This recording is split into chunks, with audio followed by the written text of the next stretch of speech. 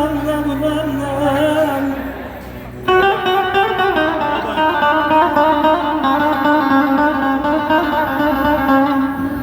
Amanın gözünden yine çiçek açtım ana bugün buramdan buramdan. Amanın ara kop çektikçe de gelen bendin işler benim yaramdan aman. Hele bir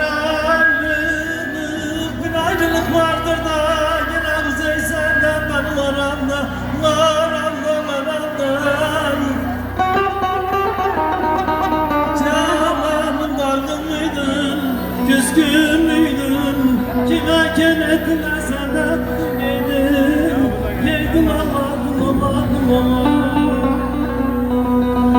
Hele dargın mıydın, küskün müydün, kız ilgine senden bana güldün müydün? Amanı kime kenettin sana bugün yedim Allah'ım.